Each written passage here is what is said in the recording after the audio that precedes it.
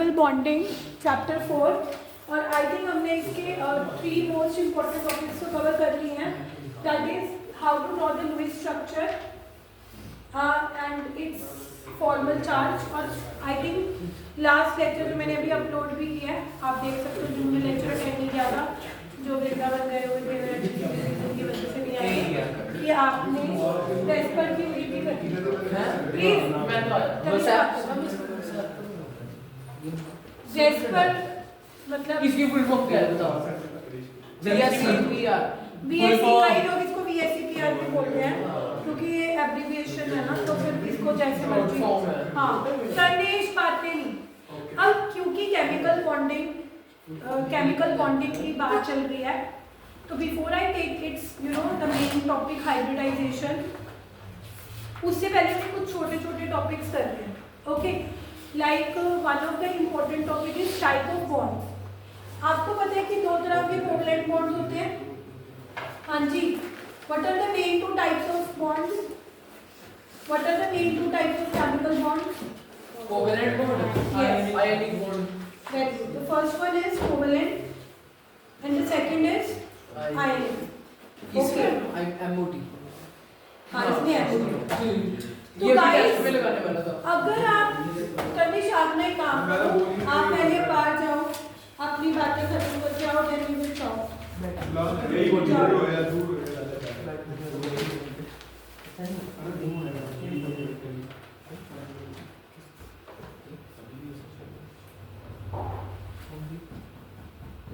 फिर बातें हो रही है.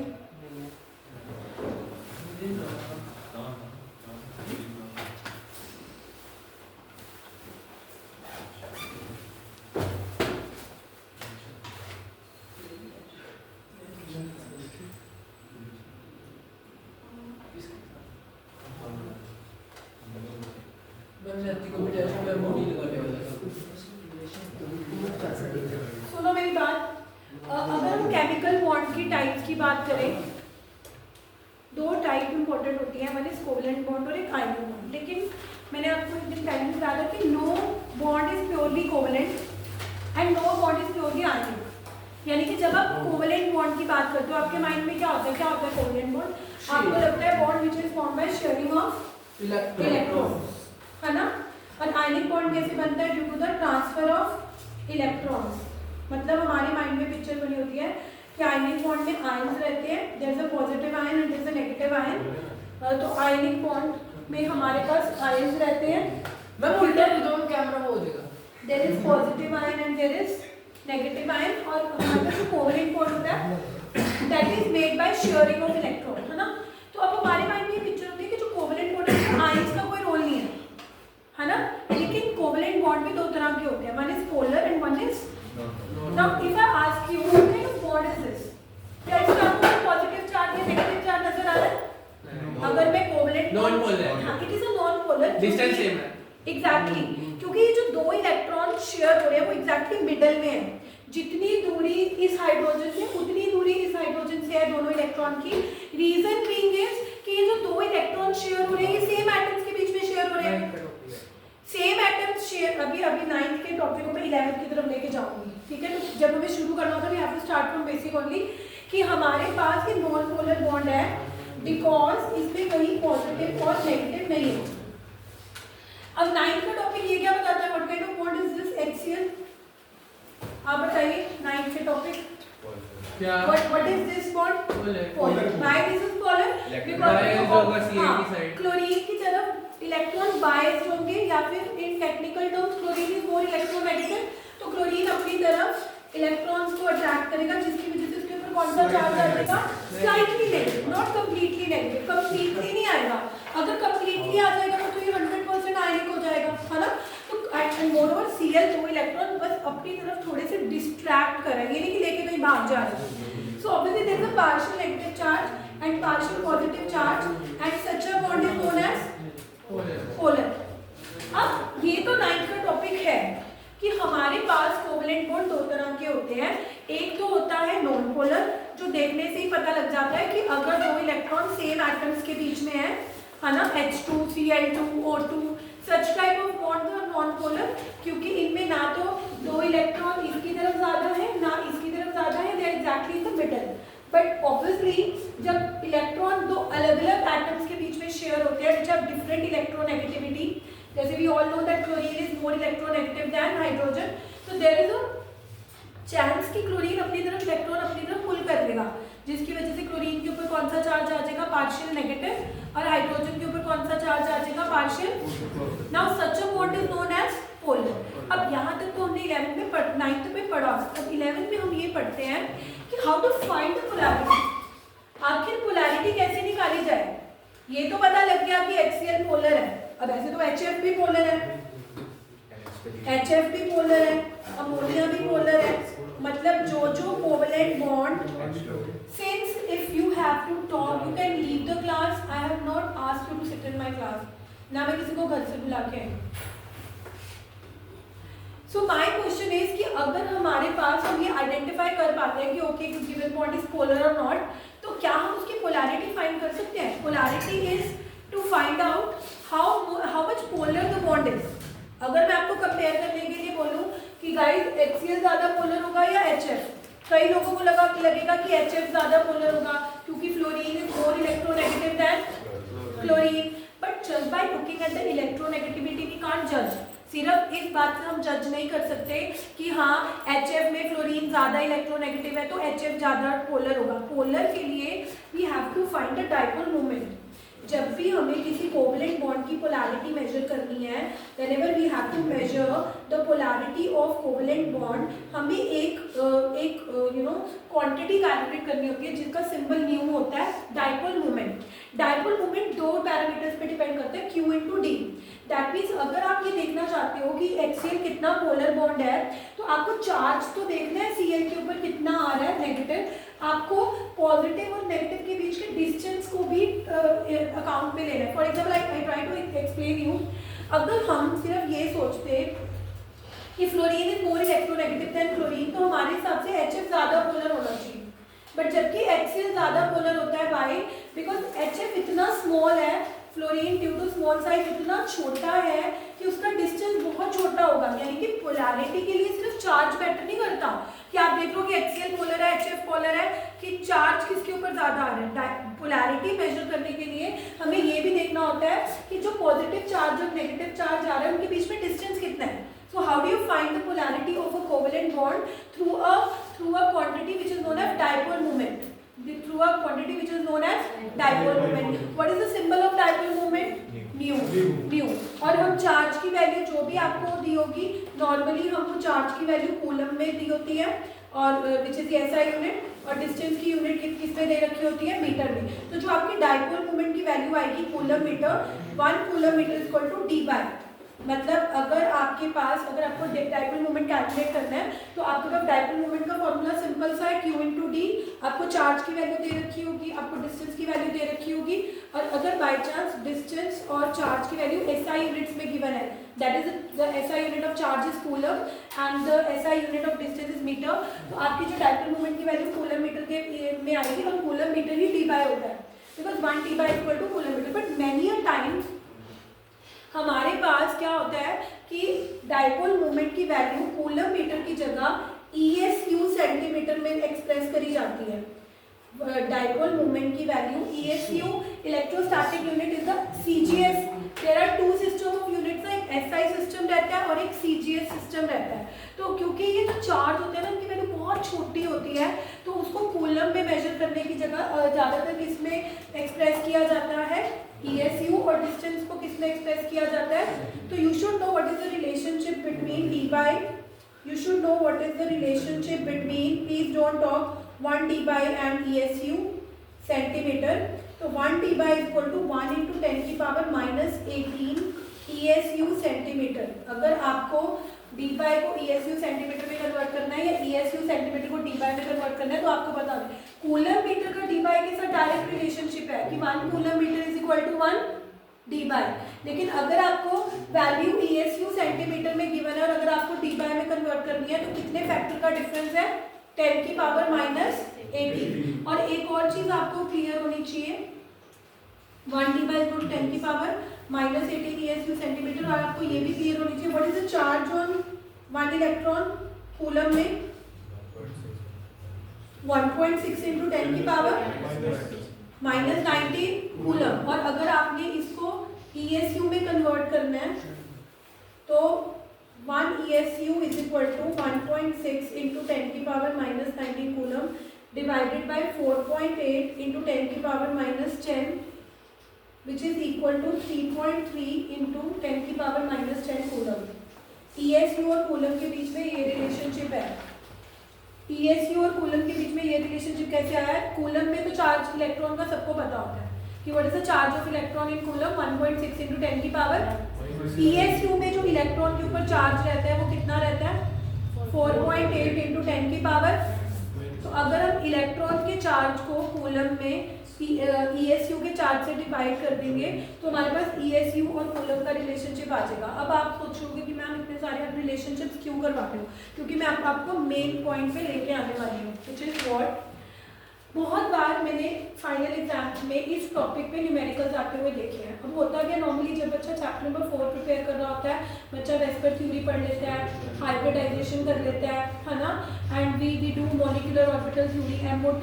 लेकिन टीचर कोर कॉन्सेप्ट्स के ऊपर क्वेश्चन डालने की जगह ऐसे टॉपिक्स पे क्वेश्चन डाल देते हैं which we usually neglect, like how to find the partial ionic character of a covalent bond. अब मैं इस टॉपिक पे आ रही हूँ। What do you mean by partial ionic character? अभी थोड़ी देर पहले मैंने आपको बताया था कि no covalent bond is purely covalent, है ना। जब हम किसी कोवेलेंट बॉन्ड की बात करते हैं वो प्योरली कोवेलेंट तब होता है जब वो नॉन पोलर होता है। लेकिन जैसे ही वो पोलर बन जाता है, यानी कि उसके अंदर पोलैरिटी आ जाती है। पोलैरिटी आने का मतलब है आयनिक तो हो ही गया, क्योंकि आयनिक में क्या था? पॉजिटिव एंड वो अलग बात है कि आयनिक में 100% पॉजिटिव नेगेटिव था, इसमें पार्शियल नेगेटिव और पार्शियल पॉजिटिव आ रहा है। बट अगर पार्शियल पॉजिटिव नेगेटिव आ रहा है तो कुछ परसेंट उसके अंदर आयनिक कैरेक्टर आ गया ना। अब कितना परसेंट आयनिक कैरेक्टर आया? 10% आया, 20% आया, 30% आया। How to calculate that ionic character? मैं उसका आपको फॉर्मूला देने वाली हूँ, क्योंकि मैंने बहुत बार इसके न्यूमेरिकल आते हुए देखे हैं कि calculate the percentage ionic character of this polar covalent bond. ठीक है, तो उसका फॉर्मूला लिखो, पहले फॉर्मूला लिखो फिर मैं न्यूमेरिकल करवाऊंगी। प्लीज नोट, मैं कोर टॉपिक्स लेने से पहले ऐसे टॉपिक्स करवाऊंगी जो हम निग्लेक्ट कर देते हैं और कई बार उनमें ही क्वेश्चन आ जाते हैं। तो लिखो formula, please everyone write the formula how to calculate, and this formula is not even given in the Pradeep. अगर आप प्रदीप रेफरेंस बुक फॉलो कर रहे हो, NCERT फॉलो कर रहे हो, उसमें ये फॉर्मूला भी नहीं दे रखा, बट मैंने ये क्वेश्चन आते हुए देखा तो मैं अलग बुक से आपको लिखवा रही हूँ। लिखो परसेंटेज आयनिक कैरेक्टर, छुट्टी है, percentage ionic character night festival. You don't have to do anything now. तैयारी करके यस मैम, काटने जाना है। कोई मैं काट के उससे बड़ी से काटनी कर रही है यार, तुम पागल मत बनाओ मुझे। ले okay, percentage ionic character in a covalent देखिए अगले bond साल is equal to observed dipole moment, observed dipole moment divided by dipole moment for complete ionic character into 100। किसी भी कोवेलेंट बॉन्ड में अगर हम आयनिक कैरेक्टर फाइंड आउट करना चाहते हैं, it's formula is not even given in NCERT in many books, but I have seen teachers putting question on this topic, so I wanted to give importance on this। पहले एक बार ये formula लिख लो कि किसी भी कोवेलेंट बॉन्ड का अगर आप percentage ionic character find out करना चाहते हो, मतलब percentage ionic character find out करना चाहते हो, मतलब ये पता करना चाहते हो कि वो कितना आयनिक है, is it only 10% ionic, is it only 20% आयनिक, तो उसके लिए ऊपर आपको क्या रखनी है? Observed dipole moment. Observed dipole moment कैसे निकालोगे guys? What is the formula? Tanish, dipole moment, observed dipole moment का फॉर्मूला क्या होता है? Q into D. या तो ये आपको ऑब्जर्व्ड डाइपोल मोमेंट सीधा दी होगी, नहीं दी होगी, तो कैसे फाइंड आउट करोगे? Q into D. और नॉर्मली ये आपको Q और D की वैल्यू ESU और सेंटीमीटर में दे रखी होगी, ESU सेंटीमीटर। बाई चांस अगर आपने उसको D बाई में कन्वर्ट करना होगा तो किससे मल्टीप्लाई कर दोगे?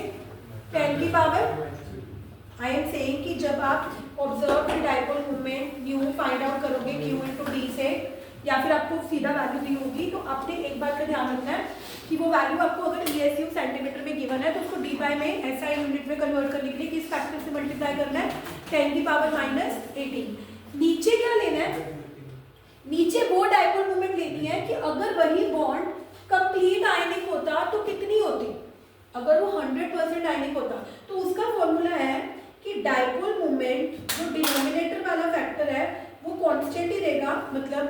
क्योंकि अगर कोई भी बॉन्ड कंप्लीटली आयनिक होगा तो उसके क्यू की वैल्यू कितनी होगी, उसके क्यू की वैल्यू कितनी होगी बता सकते हैं कोई?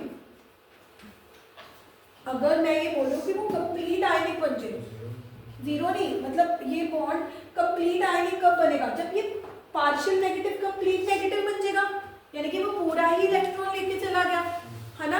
और एक इलेक्ट्रॉन के ऊपर चार्ज कितना होता है कूलम में, 1.6 इंटू 10 की पावर माइनस 19, और अगर हमें ESU में कैलकुलेट करना है तो 4.8 इंटू 10 की पावर माइनस 10 ESU। और डिस्टेंस जो होता है ये आपको याद करना पड़ेगा, 1.275 इंटू 10 की पावर माइनस 8। अब यहाँ पे थोड़ी सी कैलकुलेशन करके 6.12 इंटू 10 की पावर माइनस 18 बनता है, and 10 to the power minus 18 if debye. अब ये वैल्यू डिनोमिनेटर में आपको लर्न करनी है कि ऑलवेज डिनोमिनेटर में ये फैक्टर आएगा। ये फैक्टर आया कैसे, ये फैक्टर ऐसे आया कि वो ये मान रहे हैं कि मान लो अगर कोई भी बॉन्ड कंप्लीटली आयनिक हो जाएगा तो वो तब वो एक्सट्रीम केस होगा, और उस केस में हम ये अज्यूम करेंगे कि वो पूरा का पूरा इलेक्ट्रॉन लेके चला गया, यानी कि जिसके ऊपर नेगेटिव चार्ज आ रहा है उसके ऊपर उतना नेगेटिव चार्ज आ रहा है जितना एक इलेक्ट्रॉन के ऊपर होता है। और एक इलेक्ट्रॉन के ऊपर चार्ज हम नॉर्मली कूलम्स में लेते हैं तो इट इज 1.6 इंटू 10 की पावर माइनस 19, और ESU में it is 4.8 into 10 to the power minus 10। आपको भी थोड़ी थोड़ी वैल्यूज आपको ध्यान में रखनी पड़ेगी। और दो एटम्स के बीच का जो मिनिमम डिस्टेंस है जो उन्होंने स्पेक्ट्रोस्कोपी से मेजर कर रखा है ये भी कांस्टेंट है, 1.2 इंटू 10 की पावर माइनस 8। इसको कैलकुलेट करके एक वैल्यू आ रही है जो आपको फाइनल वैल्यू याद रखनी है। क्यों याद रखनी है, क्योंकि अगर आपको परसेंटेज आयनिक कैरेक्टर के न्यूमेरिकल्स आएंगे तो डिनोमिनेटर में तो आपको ऑलवेज क्या लेना है, 6.12 डी बाय, और ऊपर आपको Q इंटू डी करके ऑब्जर्व डाइपोल मोमेंट निकालनी है। अगर वो ESU सेंटीमीटर में गिवन हुई तो उसको भी डी बाय में कन्वर्ट करना है। डी बाय में कन्वर्ट करने के लिए सिंपल किससे मतलब 1 debye equal to how many ESU centimetre 10 की पावर माइनस 18। एक बार क्वेश्चन सॉल्व करके देखते हैं। एक डाउट है मैम, हां पूछो। जो भी डाइपोल मोमेंट का सिंबल है ये जो न्यू का तेज न्यू मैम, पर ये और इसको बोलते हैं सिंबल को, डाइपोल मोमेंट के सिंबल को न्यू बोलते हैं, लेकिन मैम इसको तो वो मीटर के साथ क्यों लगाया था फिर टेस्ट में? माइक्रोमीटर, माइक्रो न्यू मीटर लिखा, मैक्रो नहीं होता है, नहीं जैसे मिलीमीटर होता है माइक्रोमीटर। तो अगर ये एज अ प्रीफिक्स यूज हो रहा है कि 1 micro is equal to how much, वो तो कई चीजों के कई मीनिंग होते हैं। यहाँ पे ये symbol as a dipole moment. और मैक्रो का क्या सिंबल होता है? मैक्रोमीटर, मैक्रो नहीं होता, मेगा होता है, माइक्रो होता है मैम, -6 वो रहा माइक्रो लिख तो दिया। मैक्रो तो कुछ नहीं होता, माइक्रो मैक्रो नहीं मैक्रो कुछ भी नहीं होता। मैक्रो नहीं होता। चलो एक मिनट क्वेश्चन लिखो। कैलकुलेट मैं जैसे रूट में एक क्वेश्चन में ना अभी टेस्ट में रूट में 16.8 आ रहा। अच्छा अगर एक मिनट, जो कंप्लीट आयनिक कैरेक्टर निकालने के लिए चार्ज लिया वो तो मैंने उतना चार्ज लिया ना जितना एक इलेक्ट्रॉन के ऊपर होता है।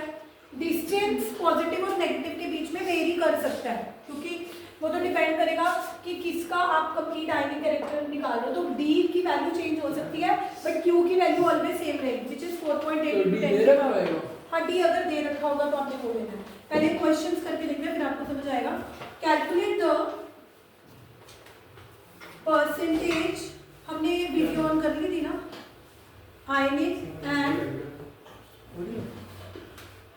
Percentage covalent character of HF molecule having bond distance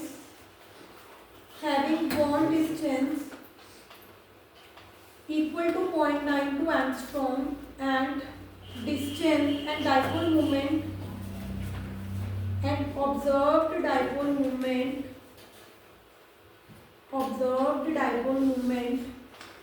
1.78 dy। अब आपको परसेंटेज आयनिक कैरेक्टर निकालना है, तो फॉर्मूला क्या था परसेंटेज आयनिक कैरेक्टर का? ऑब्जर्व्ड डाइपोल मूवमेंट और नीचे क्या लिखनी होती है? डाइपोल मूवमेंट कंसीडरिंग 100% आयनिक। into 100। तो अब इस क्वेश्चन में ऊपर वाली ऑब्जर्व डायपोल मोमेंट की वैल्यू दे रखी है, नीचे वाला डिस्टेंस भी दे रखा है। हाँ।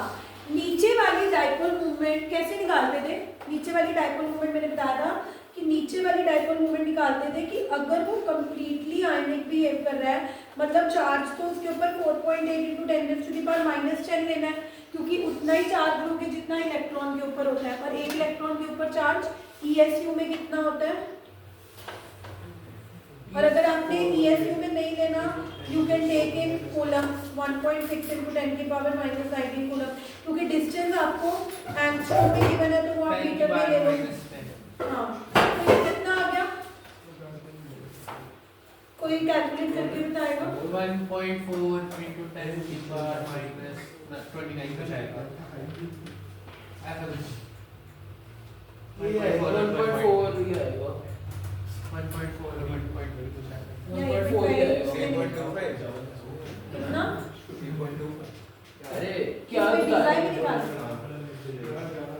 पहले तुमने ESU में लिया चार्ज, कितना लिया चार्ज ESU में? 4.8 × 10⁻10 और डिस्टेंस 0.92 × 10⁻8 लेना पड़ेगा, क्योंकि अगर सेंटीमीटर में ले रहे हो तो ये वैल्यू कितनी आ गई? 4.8 × 9.2, 2 8 16, 9 8 72, 7 4.32 है 4.32 4 अप्रोक्स 4.32 ही आएगी। 4 4 4 4 44 4.4 आ रहा है ना आपका? 4.4, तो मेरा 4. तो 4.416 × 10⁻18। अब 10⁻18 तो लेने की जरूरत ही नहीं है, बिकॉज वो तो डी बाई होता है। तो आपके पास परसेंटेज आयनिक कैरेक्टर क्या आ जाएगा? 4.4 ऑब्जर्व डायपोल मोमेंट कितनी दे रखी थी? 1. 78 और जो आपने नीचे वाली डायपोल मोमेंट निकाली, अब नीचे वाली डायपोल मोमेंट निकालने के लिए आपको डिस्टेंस दे रखा था बॉन्ड HF के बीच का, और चार्ज हमने 4.8 × 10⁻⁻10 क्यों लिया? Yes ma'am. जब हम ये नीचे वाली डायपोल मोमेंट निकाल रहे हैं, ऊपर वाली तो ऑब्जर्व वाली तो दे रखी है, नीचे वाली डायपोल मोमेंट निकालने के लिए डिस्टेंस तो दे रखा है हमें। Yes ma'am. 0.92, तो वाई हैज टेकन चार्ज 4.8 × 10⁻⁻10। क्योंकि अब ESU में ESU में नहीं निकालना था। एक इलेक्ट्रॉन के ऊपर चार्ज कितना होता है? 4.8 × 10⁻10। और चार्ज इलेक्ट्रॉन के इक्वल क्यों लेना है? क्योंकि अगर हम ये मान रहे हैं कि वो कंप्लीट आयनिक हो चुका है, तो मतलब वो पूरा एक इलेक्ट्रॉन लेके जा चुका है। What is the extreme case? अगर आपने किसी चीज के अंदर ये पता करना है कि वो कोवलेंट बॉन्ड कितना आयनिक है, तो डिनोमिनेटर नीचे तो हम एक्सट्रीम लेके चलेंगे ना, कि अगर 100% हो तो वैल्यू कितनी है, अब कितनी आ रही है, तभी हमें आइडिया होगा। यस अब आया 100%। कितनी आ रही है वैल्यू? 403 0.40 40% आएगा फिर तो। कितना? 0.4 40.3 आ रहा है। 40% और ये आयनिक है, इन्होंने कोवलेंट भी बोला है। अगर आयनिक कैरेक्टर कोवलेंट माइनस कर देंगे। हाँ 100 - 40. 59.7 यस, नहीं देना इसको फोन। चार लगा दो, वापस चार लगा दे, कोई लगा दे कोई नहीं तेरी पंचमेंट। अब तेरा चार फोन लगा दे। नहीं। अगला मैं देख रहा था क्वेश्चन, कितना परसेंट होगा। अगला क्वेश्चन लिखो। लगा दे बहन बन के प्लीज।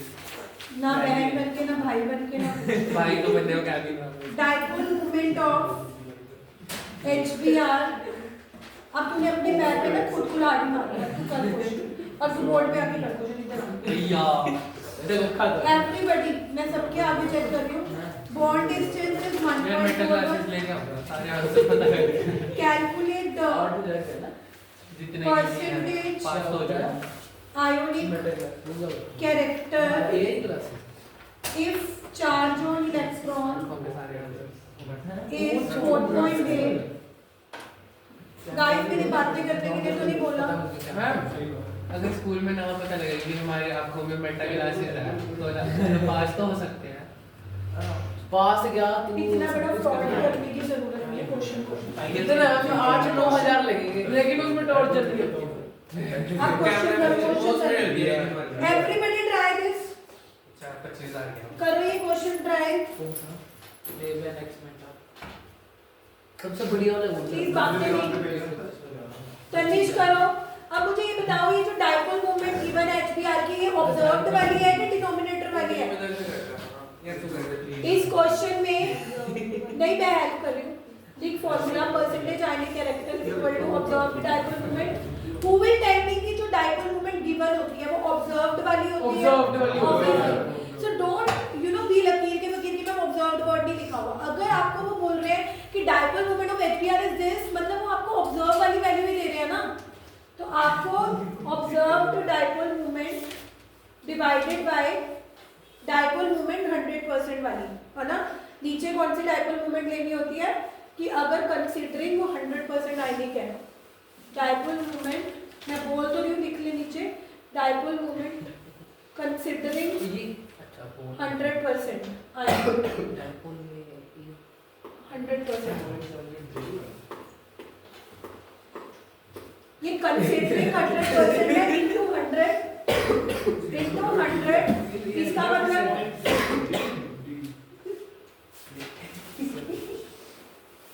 इनटू 100, ये 100 उधर नहीं लगेगा, लगा नहीं है। अब एक मिनट, कंसीडरिंग 100% का मतलब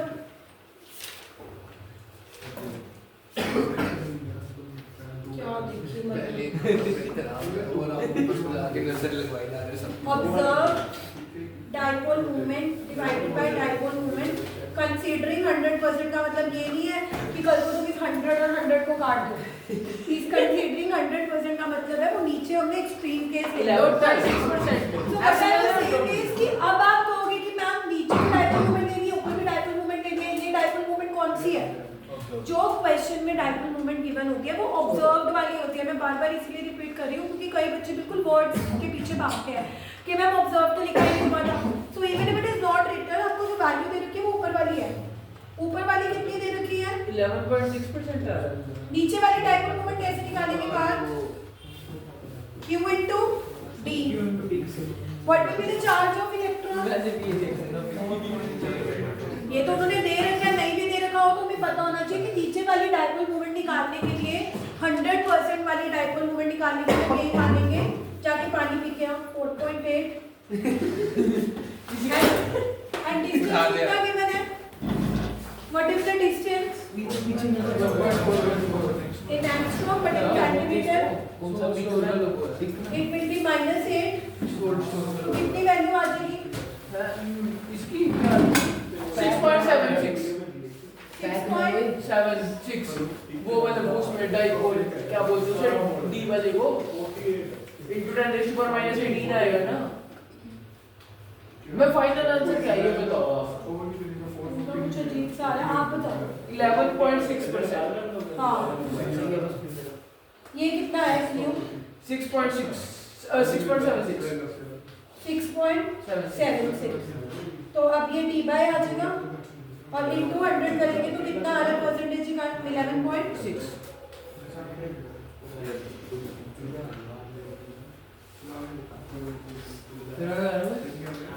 6.7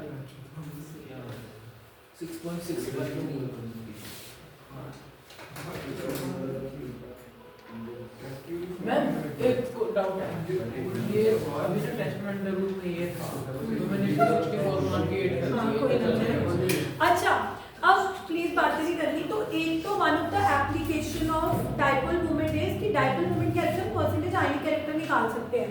तो यानी कि हम बात ये कर रहे थे कि no covalent bond purely covalent, कोई भी कोवेलेंट बॉन्ड प्योरली कोवेलेंट नहीं होता, बट उसमें कितना आयनिक कैरेक्टर होता है वो हमें निकालने के लिए मेहनत करनी पड़ती है। मतलब ऐसा नहीं है कि अगर हमें पता लग रहा है कि वो कोवेलेंट बॉन्ड आयनिक है तो हम उसका आयनिक कैरेक्टर निकाल सके, हमें उसकी ऑब्जर्व डायपोल मोमेंट देखनी पड़ती है, फिर हमें नीचे उसकी 100% वाली डायपोल मोमेंट निकालनी पड़ती है। ठीक है, नेक्स्ट टाइप ऑफ क्वेश्चन जो आपको इस टॉपिक से आ सकते हैं कि डायपोल मोमेंट ना वेक्टर क्वांटिटी है।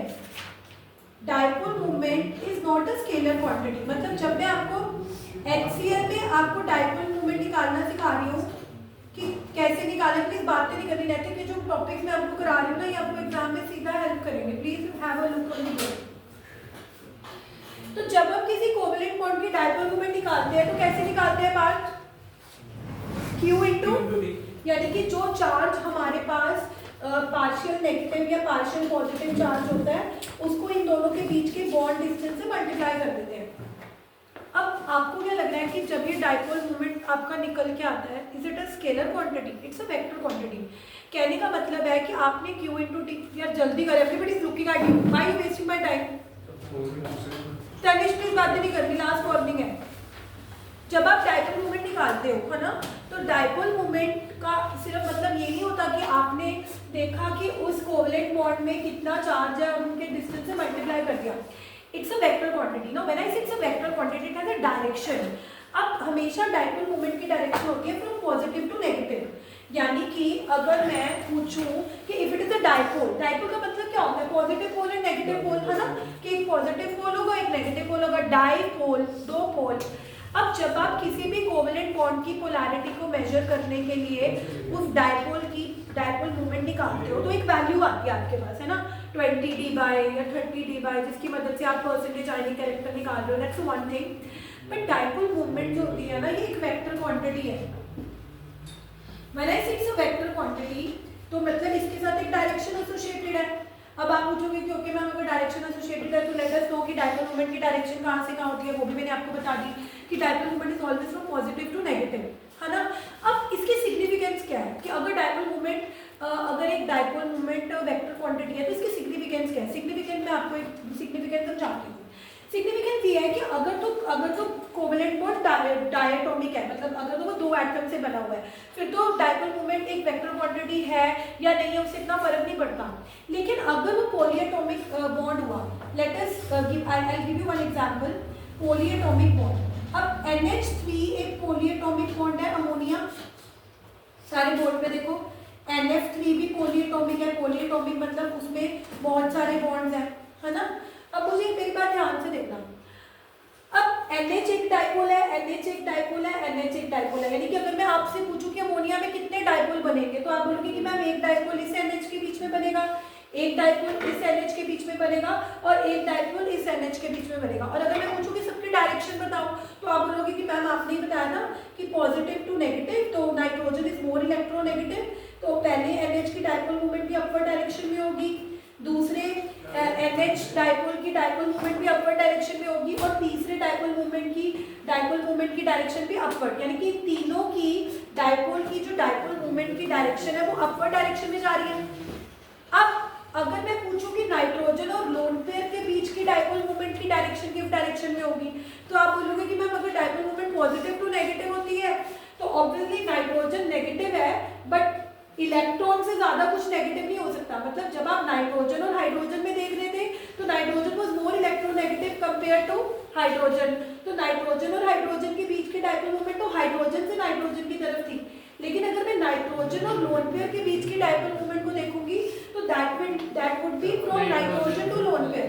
अब नतीजा क्या निकला? नतीजा ये निकला कि अमोनिया में 4 डाइपोल बन रहे हैं, 3 NH और 1 N और लोन पेयर। लेकिन सबसे फायदा क्या हुआ कि तीनों NH के डाइपोल मूवमेंट की डायरेक्शन भी किस डायरेक्शन में निकली? अपवर्ड। और नाइट्रोजन और लोन पेयर के डाइपोल मूवमेंट की डायरेक्शन भी क्या निकली? अपवर्ड। अगर सबकी अपवर्ड है तो ओवरऑल जो पोलैरिटी होगी वो किस डायरेक्शन में होगी? अपवर्ड। ठीक है, ये अपवर्ड अपवर्ड अपवर्ड ऐड होते हुए अपवर्ड होगी, है ना।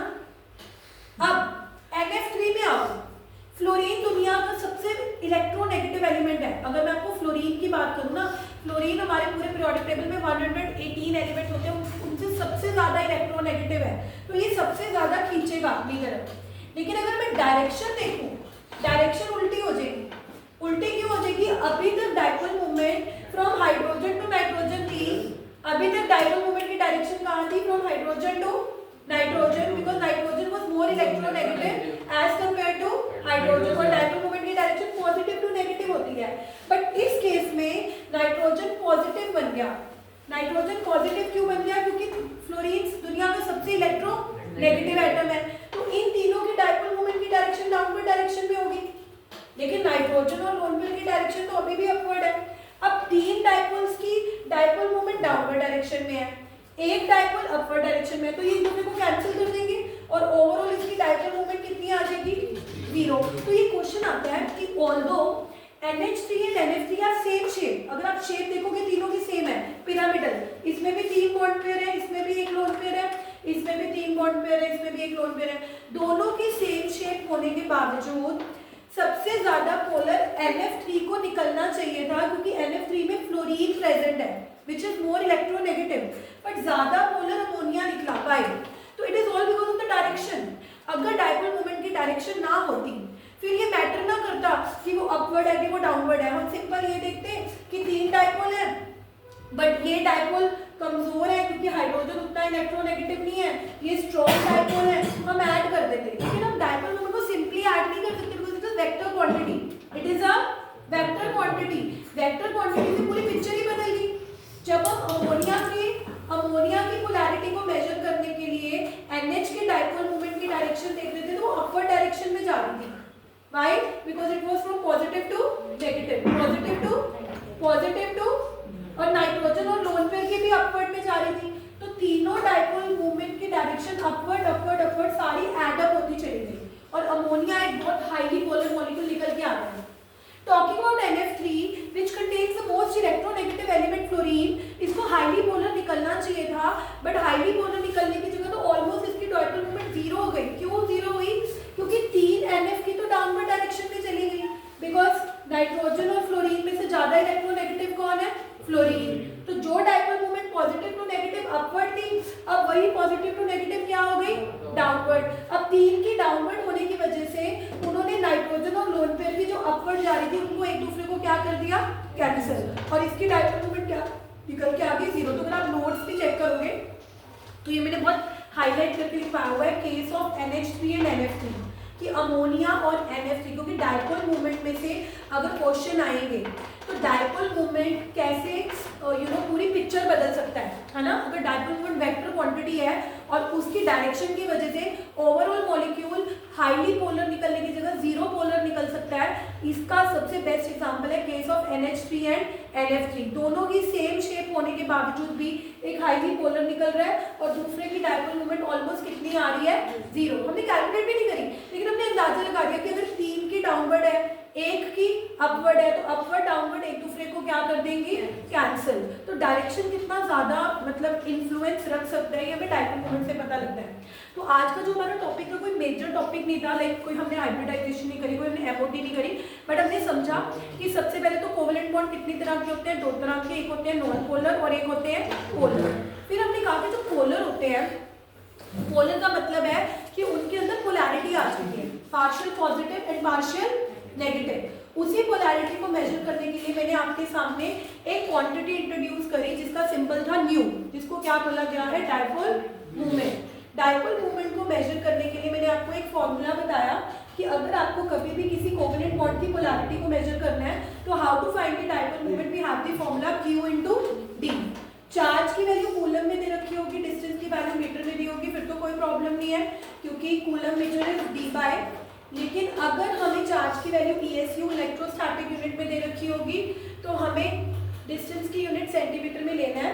और how we will convert ESU centimetre into D bye, कि जो 10⁻⁻18 वाला फैक्टर है उसको हटा देना, because 1 D bye is equal to how much ESU centimetre? 10⁻⁻18।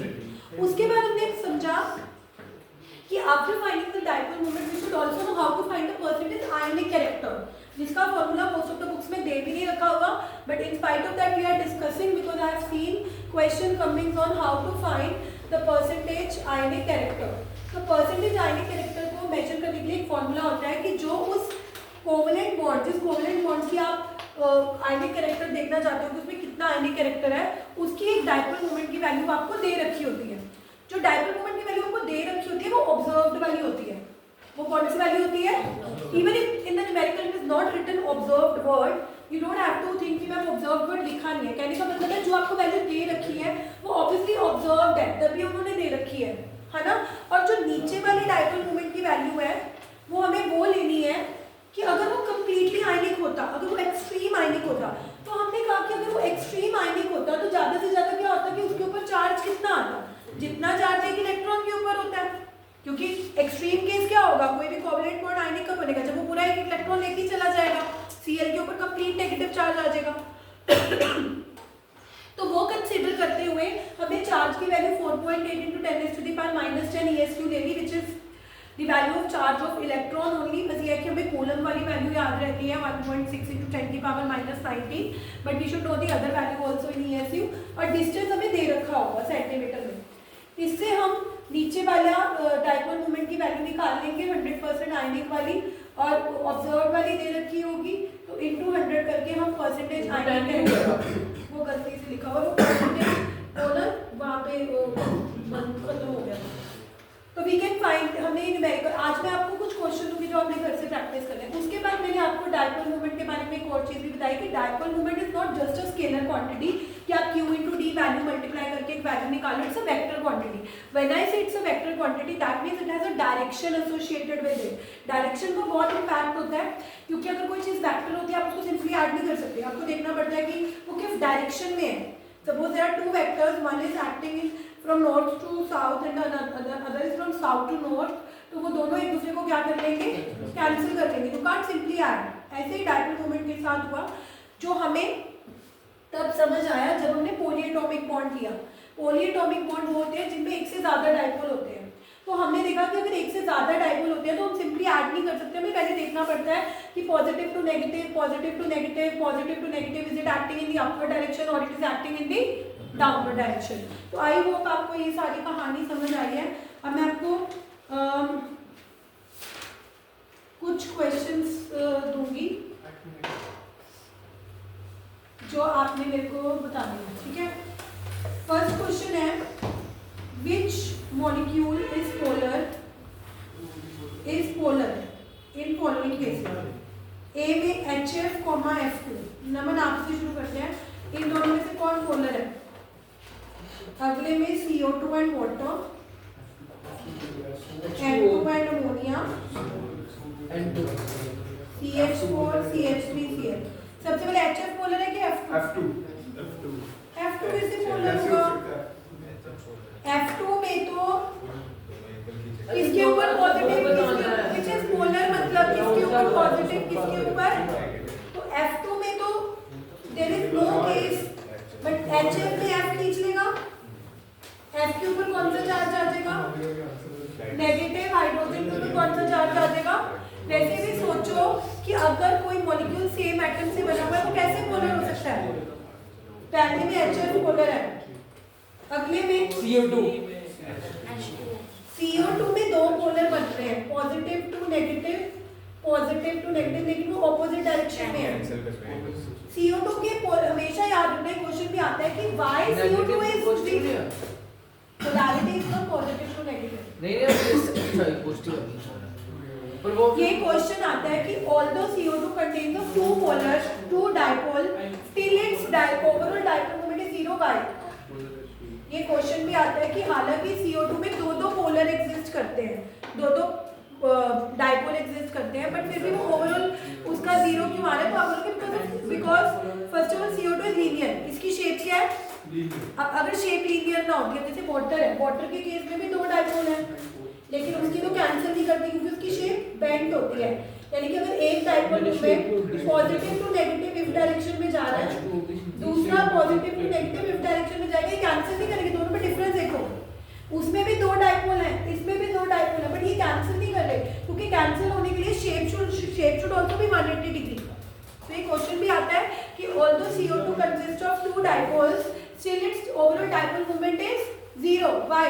तो आप बोलोगे कि सबसे पहले तो CO2 में दो डाइपोल है, but one dipole is from positive to negative, and the other dipole is also from positive to, and then exactly in the opposite direction because of the linear shape। But coming to water में cancel क्यों नहीं हुई? water में भी दो dipole थे, but because of its bent shape। आपने VSEPR theory से पढ़ रखा है कि वाटर की लीनियर शेप नहीं होती, वाटर में दो लोन पेयर होते हैं, उसकी वजह से उसकी शेप कौन सी होती थी? वी शेप या बेंड शेप, और बेंड शेप की वजह से इसकी पोलैरिटी पे भी इम्पैक्ट पड़ रहा है कि अगर इसकी शेप बेंड है तो इसकी दो डाइपोल मूवमेंट कैंसिल नहीं कर रही, one is acting in this direction, the other, तो इसका जो ओवरऑल होगी it will be given by the diagonal. मतलब वो 0 तो नहीं हुई ना, तो वाटर तो पोलर हो गया, 0 किसकी हुई? CO2, तो CO2 is non polar, polar पूछा है तो वाटर पोलर है, N2 नॉन पोलर होगा, ammonia is polar, CH4 positive to negative, positive to negative, positive to negative, positive to. अब 3 अपवर्ड डायरेक्शन में है, तो इन तीनों की ओवरऑल कहाँ जाएगी? अपवर्ड। एक की कहाँ है? तो ये क्या कर देगी? कैंसिल।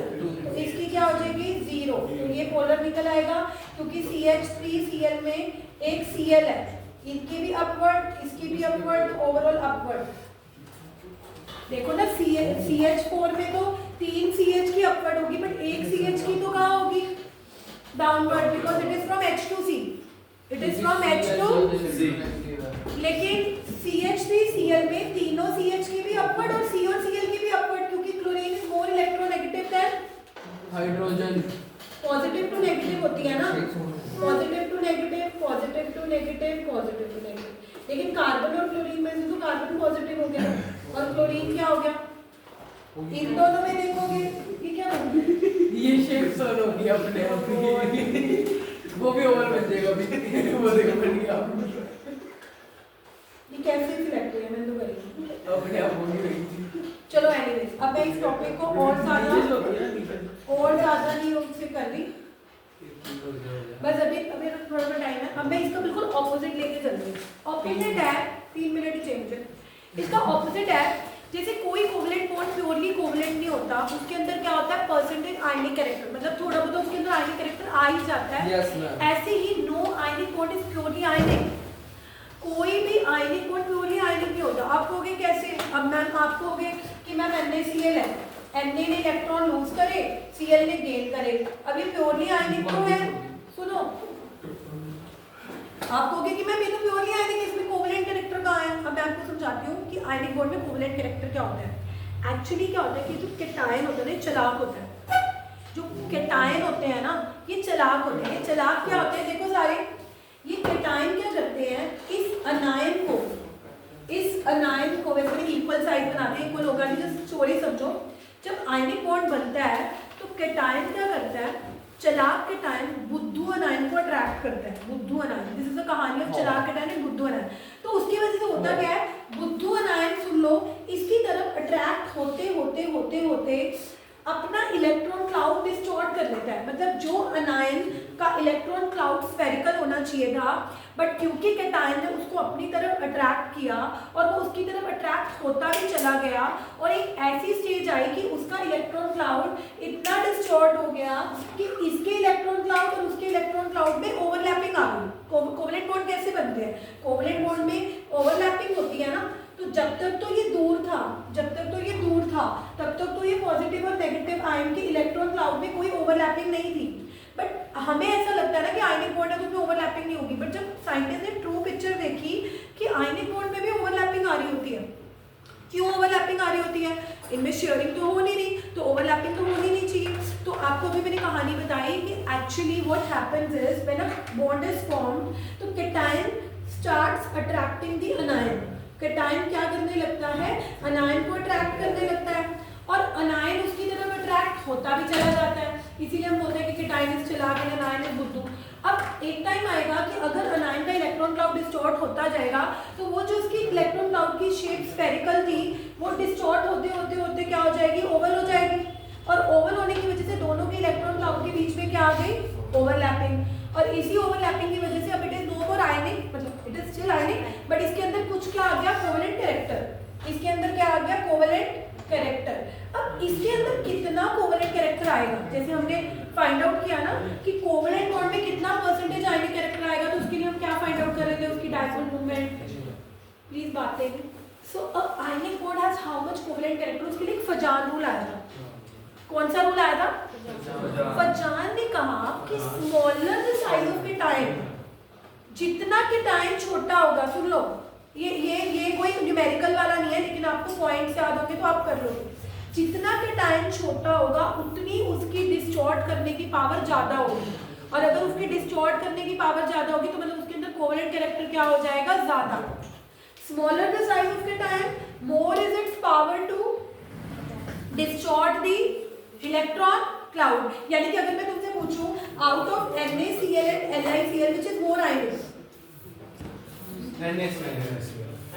NaCl मोर आयनिक होगा और LiCl क्या होगा? More covalent. व्हाई? क्योंकि Li स्मॉल है, smaller the size of cation वो ज्यादा डिस्टॉर्ट करेगा, Na से ज्यादा बॉन्ड डिस्टॉर्ट करेगा। तो जो ज्यादा डिस्टॉर्ट कर रहा है उसका आयनिक कैरेक्टर नहीं बढ़ेगा, उसका क्या बढ़ेगा? ऐसे भी तो होता है ना, जितना बड़ा शेल होगा चार पॉइंट्स है मैं जानती हूँ। उतना कम होल्डिंग कैपेसिटी होता है। अगली ट्यूशन की है मैम, कल से सजाए से होता है, जितना बड़ा शेल होगा उतनी कम पावर होगी होल्डिंग क्या टाइम है 11 बजे यार। मेरी बात सुनो, आप लोग ना घर पे पढ़ते नहीं हो, तो आज ना आपको कुछ क्वेश्चन आएंगे रिलेटेड टू जितने टॉपिक्स हमने कर लिए हैं, वेस्पर थ्योरी और ये परसेंटेज, आयोनिक कैरेक्टर कैलकुलेट करने, Lewis structure, formal charge, covalent bond, polar, dipole movement, ताकि आप साथ साथ प्रैक्टिस करो। जब पूरा चैप्टर खत्म हो गया आपको असाइनमेंट दी जाती है। मैंने पिछले चैप्टर के लिए असाइनमेंट दी थी, चैप्टर नंबर 2 की सबमिट करी है आपने? ये जो चैप्टर नंबर पहले तो मेरे को मैं अब फॉलो अप नहीं लेती ना आप लोग बिल्कुल। अब मैं आज का नहीं, पहले मुझे ये बताओ जो केमिस्ट्री +1 ग्रुप में एक असाइनमेंट आपके साथ शेयर हुई थी, so that you should have idea कि टेस्ट कैसे आएगा, पर आपको वो असाइनमेंट सबमिट भी तो करनी थी ना, हमने वो भी तो मुझे सबमिट नहीं करी है। कल वो जब असाइनमेंट नहीं लेके आओगे मैं बैठने नहीं दूंगी क्लास में। दी थी ना मैंने असाइनमेंट, सबमिट भी कर दी थी, सोल्व कर ली थी, ऐसे ही सॉल्व कर दी ना, रफ भी नहीं कहा कहाँ है कौन सी पेज? न्यू ईयर की पार्टी हो रही थी। I gave it on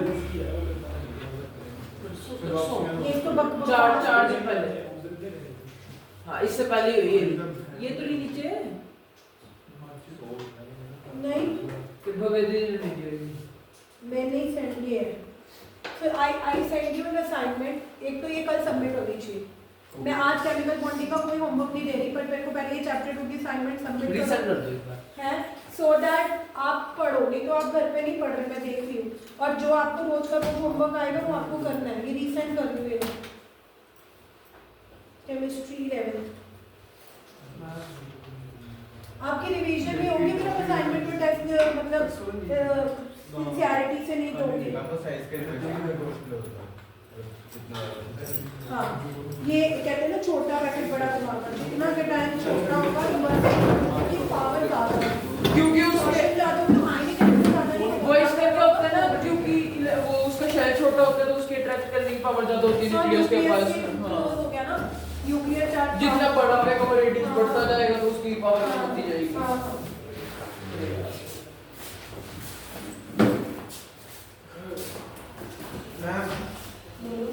उसका आंसर क्या है? 8.2 किसका जिसका अंडर रूट सॉल्व करने के बाद 8 आ रहा था, 8 आ रहा था, मेरा 8.2 आ रहा है नीचे ओवरऑल 8.2 - संडे को तो कैंसिल हो गई, ऊपर तो सर आज था ना भाई, फिर भी मैं इसके बाद कोई वो 6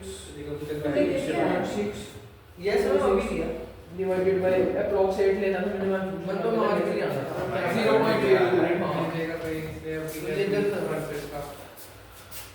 और 10 की पावर भी कैलकुलेट कर लेते हैं, ऊपर जाके -10 हो जाएगी, बस मुझे इतना होता है देख नीचे अंडर रूट के -56 तो बाहर की -10 हो जाएगी। यार ये बंदा ठीक है, मैं मतलब पक्का केवल 2% वाला था वो नहीं आता, वो पूछ रहा है मतलब कह रहा हूं कि मैं कल टेक्स्ट दे दूंगा, मैं बता नहीं रहा तो कुछ और ही बोलना। मैंने बोला था क्या पता मैम मेरे पास कहीं ना कहीं से ब्लूप्रिंट आ गया हो, मैंने मैम, पिछली बार चीज पहले आपने बताया था मैं टेस्ट दिया इसमें सब कुछ है।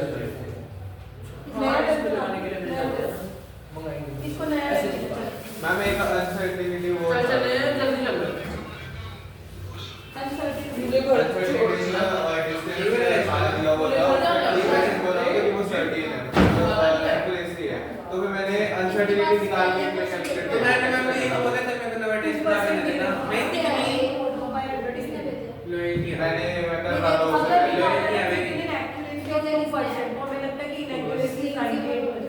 विदिन एन एक्यूरेसी ऑफ 2% मतलब होता है कि 2% के साथ एक्यूरेट मैं भी कर रहा हूँ, मैंने काट के दोबारा फिर अगर माइनस किया मैंने 2% निकाल के फिर माइनस करके इनएक्यूरेसी तो मेरे पास मैं कह रहा हूं मैं नया बना तो एक तेरा टेस्ट है कर क्योंकि जो भी थे इवन व्यूअर दोबारा इनको दिए मतलब मैं तो सोच के भी आया था ये देखो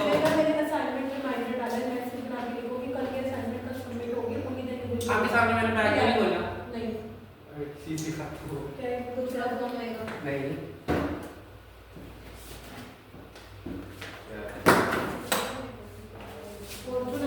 ये देखो मैं तो सोच के आया था आज ही टैक्स दूंगा।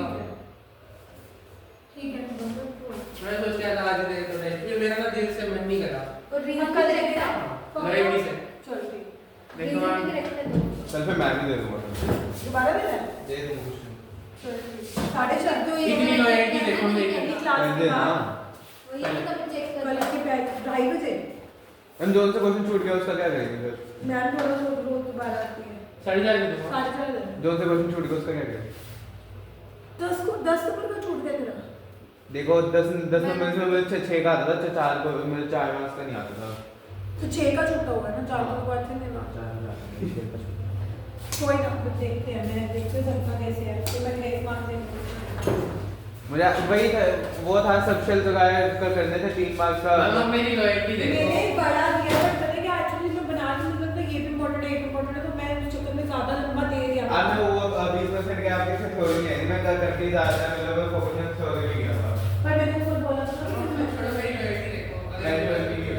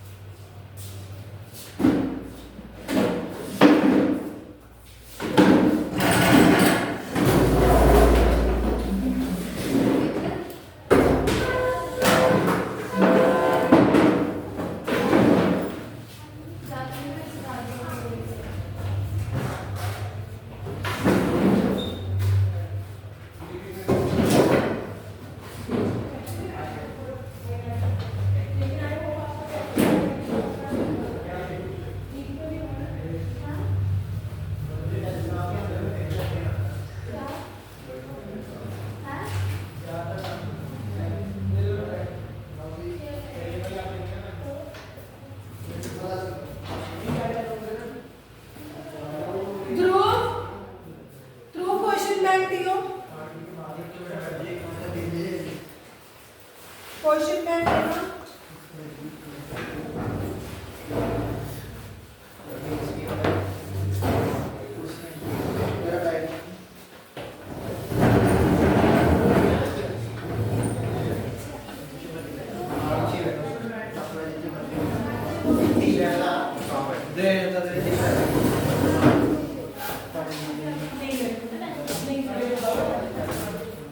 बेसिसिटी वाले क्वेश्चन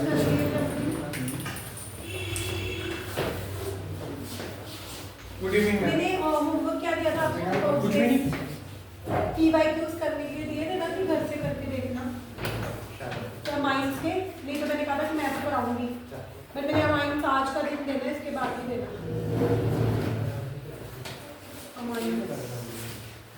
रिएक्शन ही तो बोला था ना कि 5 बार लिख के आनी है तो कम से कम लिखी होंगी लिखी है ना हाय हाय सच में लिखी है सच में लिखी है एंड हो गया सेशन का स्कूल ना सुधरना मैं मान सच में लिखी है तीसरी कॉपी कुछ भी लिखी है चलो मान लो मैं तो पता लग हां सुनो वो मैं जरूर करवा लूं वो भी देखी I gave you 5 reactions.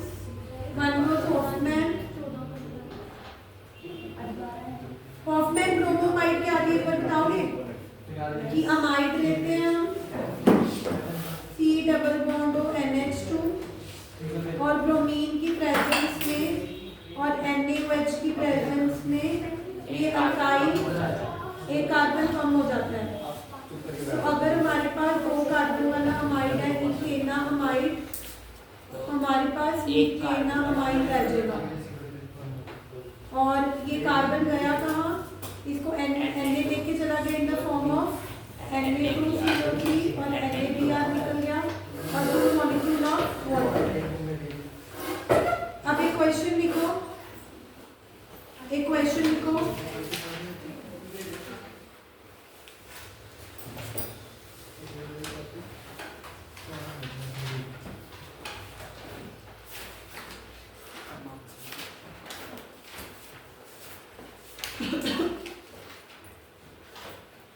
An organic compound A, an organic compound A